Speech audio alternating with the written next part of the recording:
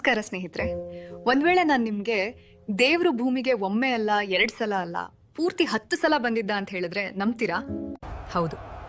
ದುಷ್ಟರನ್ನು ಸಂಹರಿಸಿ ಧರ್ಮವನ್ನ ರಕ್ಷಿಸಲು ಶ್ರೀ ಮಹಾವಿಷ್ಣುವು ಈ ಭೂಮಿಯ ಮೇಲೆ 10 ಬೇರೆ ಬೇರೆ ರೂಪಗಳಲ್ಲಿ ಅವತಾರವೆತ್ತಿದ್ದ. ಅದೇ ದಶಾವತಾರ. ಕುತೂಹಲ ಆಯ್ತಲ್ವಾ? ಹಾಗಾದ್ರೆ ಬನ್ನಿ ಒಂದು ಆಟ ಆಡೋಣ. ನಾನು ನಿಮಗೆ ಕೆಲವು ಸುಳಿವುಗಳನ್ನ ಕೊಡ್ತೀನಿ, ನೀವು ಅದು ಯಾವ ಅವತಾರ ಅಂತ ಊಹಿಸಿ. ಮೊದಲನೇ ಅವತಾರ ಯಾವುದು ಕೇಳಿ. ಲೋಕವೇ ಮಹಾಪ್ರಳಯದ ನೀರಿನಲ್ಲಿ ಮುಳುಗುತ್ತಿದ್ದಾಗ ನಾನು ವೇದಗಳನ್ನ ಮತ್ತು ಮನು ಮಹರ್ಷಿಯನ್ನ ರಕ್ಷಿಸಿದೆ. ನೀರಿನಲ್ಲೇ ನನ್ನ ವಾಸ. ಹಾಗಾದ್ರೆ ನಾನು ಯಾರು? ಉತ್ತರ: ಮತ್ಸ್ಯಾವತಾರ. ಮಹಾಪ್ರಳಯದಿಂದ ಸೃಷ್ಟಿಯನ್ನ ಉಳಿಸಲು ವಿಷ್ಣುವು ಮೀನಿನ ರೂಪದಲ್ಲಿ ಬಂದಿದ್ದ. ಎರಡನೇ ಅವತಾರಕ್ಕೆ ಸುಳಿವು ಇಲ್ಲಿದೆ. ದೇವಾನುದೇವತೆಗಳು ಅಮೃತಕ್ಕಾಗಿ ಸಮುದ್ರ ಮಂಥನ ಮಾಡುವಾಗ ಮಂದಾರ ಪರ್ವತವು ಮುಳುಗದಂತೆ ನನ್ನ ಬೆನ್ನ ಮೇಲೆ ಹೊತ್ತುಕೊಂಡೆ. ನನ್ನ ನಡಿಗೆ ನಿಧಾನ, ಆದರೆ ನನ್ನ ಶಕ್ತಿ ಅಪಾರ. ನಾನ್ಯಾರು? ಸರಿಯಾದ ಉತ್ತರ: ಕೂರ್ಮಾವತಾರ. ವಿಷ್ಣುವು ಆಮೆಯ ರೂಪದಲ್ಲಿ ಬಂದು ದೇವತೆಗಳಿಗೆ ಸಹಾಯ ಮಾಡಿದ್ದ.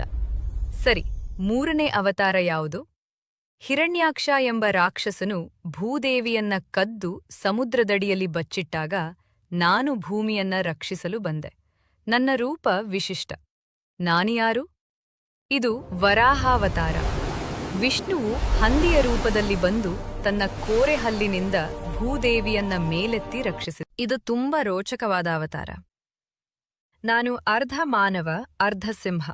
ನನ್ನ ಭಕ್ತ ಪ್ರಹ್ಲಾದನನ್ನು ರಕ್ಷಿಸಲು ಕಂಬವನ್ನು ಸೀಳಿಕೊಂಡು ಬಂದೆ.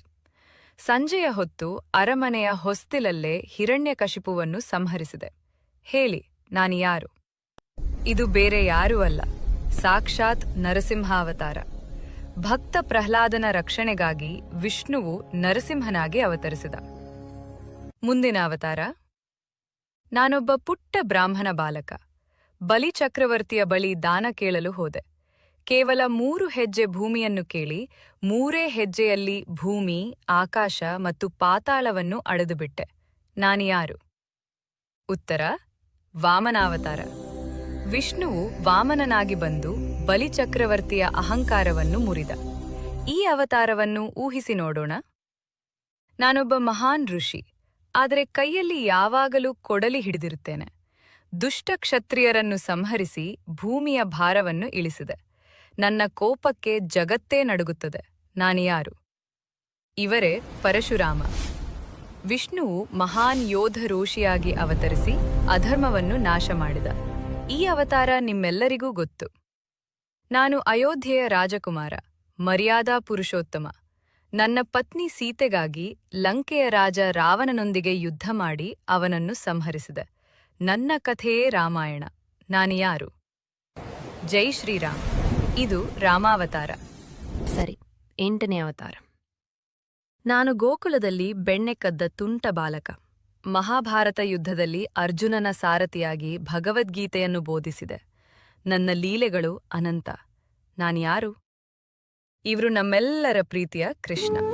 ವಿಷ್ಣುವು ಕೃಷ್ಣನಾಗಿ ಅವತರಿಸಿ ಪ್ರೀತಿ, ಜ್ಞಾನ ಮತ್ತು ಧರ್ಮದ ಪಾಠವನ್ನು ಜಗತ್ತಿಗೆ ಸಾರಿದ. ಇದು ಕೊನೆಯಿಂದ 2ನೇ ಅವತಾರ. ನಾನೊಬ್ಬ ರಾಜಕುಮಾರನಾಗಿ ಹುಟ್ಟಿ ಜ್ಞಾನೋದಯವನ್ನು ಅರಸಿ ಹೊರಟೆ. ಬೋಧಿ ವೃಕ್ಷದ ಕೆಳಗೆ ಜ್ಞಾನವನ್ನು ಪಡೆದು ಜಗತ್ತಿಗೆ ಅಹಿಂಸೆ ಮತ್ತು ಶಾಂತಿಯ ಮಾರ್ಗವನ್ನು ತೋರಿಸಿದೆ. ನಾನ್ಯಾರು? ಇವರೇ ಬುದ್ಧಾವತಾರ. ವಿಷ್ಣುವು ಬುದ್ಧನಾಗಿ ಅವತರಿಸಿ ಜಗತ್ತಿಗೆ ಶಾಂತಿ ಮತ್ತು ಜ್ಞಾನದ ದಾರಿ ತೋರಿದ. ಮತ್ತು ಕೊನೆಯದಾಗಿ 10ನೇ ಅವತಾರ. ನಾನಿನ್ನೂ ಬರಬೇಕಿದೆ. ಕಲಿಯುಗದ ಕೊನೆಯಲ್ಲಿ ಅಧರ್ಮವು ಹೆಚ್ಚಾದಾಗ ನಾನು ಬಿಳಿ ಕುದುರೆಯ ಮೇಲೆ ಕೈಯಲ್ಲಿ ಖಡ್ಗವನ್ನು ಹಿಡಿದು ಬರುತ್ತೇನೆ. ದುಷ್ಟರನ್ನು ನಾಶ ಮಾಡಿ ಸತ್ಯಯುಗವನ್ನು ಮರುಸ್ಥಾಪಿಸುತ್ತೇನೆ. ನಾನ್ಯಾರು? ಭವಿಷ್ಯದ ರಕ್ಷಕ, ಕಲ್ಕಿ ಅವತಾರ. ಕಲಿಯುಗದ ಅಂತ್ಯದಲ್ಲಿ ಧರ್ಮ ಸಂಸ್ಥಾಪನೆಗಾಗಿ ವಿಷ್ಣುವು ಕಲ್ಕಿಯಾಗಿ ಅವತರಿಸಲಿದ್ದಾನೆ. 10ರಲ್ಲಿ ನೀವು ಎಷ್ಟು ಅವತಾರಗಳನ್ನ ಸರಿಯಾಗಿ ಊಹಿಸ್ತೀರಿ?